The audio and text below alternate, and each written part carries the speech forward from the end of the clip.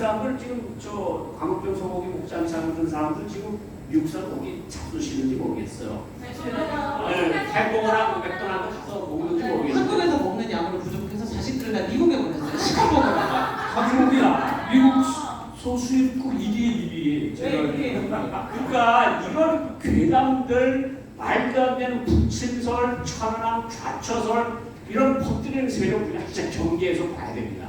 이게 아주 무서운가? 뭐 그럴 수도 있지 않나 이렇게 생각하실 게 아니라 이 사람들 속에는 뭔가 머릿속에 딴 생각이 있고 이런 것들을 퍼뜨려서 국민들을 불안하게 하고 결국은 북한에 유리하게 만드는 어떤 환경을 조성하려고 하는 세력이 분명히 있다. 저는 이렇게 꼭 봐야 된다고 생각을 합니다. 네. 저 궁금한 게 진짜 이게 아까 한미일 동맹을 계속 굳건히 하려면 국민적 동의를 얻으려면 확실히 얻으려면 아무래도 이 국민들이 아직도 갖고 있는 좀 반일 감정이 있지 않습니까? 반일 감정을 좀 해소하는 것도 되게 중요하다고 생각하는데 그 중에 가장 대표적인 게 얘네들이 맨날 정기적으로 갖고 나오는 문제 중에 하나가 그 한일 위안부 문제잖아요. 예, 그거에 대해서 어떤 이제 해법이 좀 필요하지 않나? 어떤 해법이 있을까? 자, 그 이제 친일파 문제인데 여러분 이제 항상 이제 우리 국내 주사파들이 대한민국은 친일파들이 뭐 나라를 세운 나라, 북한을 친일파를 청산했다고 하는데, 근데 1948년 대한민국 건국되고 북한 정부 들어서고 했을 때 초대 내각을 보세요. 명단을 보게 되면은 대한민국 초대 내각은 다 과거 한일운동, 독립운동 한 인사들이에요. 북한의 내각은 사실은 다 친일파들의 대다수가. 그거는 행적으로 다 드러납니다. 거꾸로예요.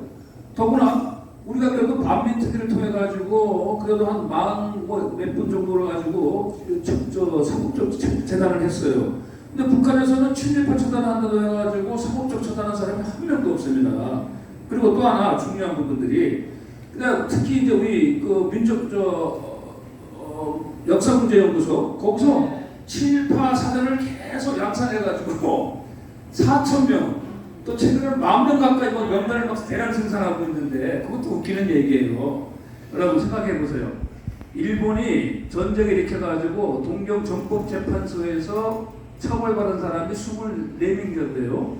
독일이 2차 세계대전을 일으켜가지고 리눈베르크 재판에서 그 처벌받은 사람이 모두 22명인가 그래요. 자, 2차 세계대전을 일으켜가지고 각 나라를 가지고 식민지로 만든 나라가 전후 전쟁 범죄로서 처벌받은 사람이 20명 안팎인데 어떻게 그 나라 지배를 받은 대한민국에서 친일파가 4,000명, 10,000명이 나옵니까? 이건 결국은 이제 대한민국의 정통성을 무너뜨리기 위해 가지고 의도적으로 그렇게 하니까 사실은 다 사실이 아니에요. 근데 거기에 사람들이 성공돼 가지고 더구나 이제 여기 위안부 문제는 여러분 실제 위안부 한국에도 그런 또 불행한 각오도 있지만 어떤 부분은 또 사실 또 검증 안 된 부분도 있어요. 사실은 여차하여간에 해가지고 박근혜 정부 때 2010년 때 타결됐어요. 그 당시에 더 이상 좋은 얘기 나올 수가 없어요. 위안부 문제는 과거에 김영삼 정부 때부터 얘기돼가지고 역대 정부에서 해결을 못했어요. 그러다가 박근혜 정부 때 그래도 그 당시에 아베 총리의 사과를 받고 또 뭐 재단을 만들어가지고 한일 정부가 그래서 그거에서 좋은 게 나올 수가 없어요.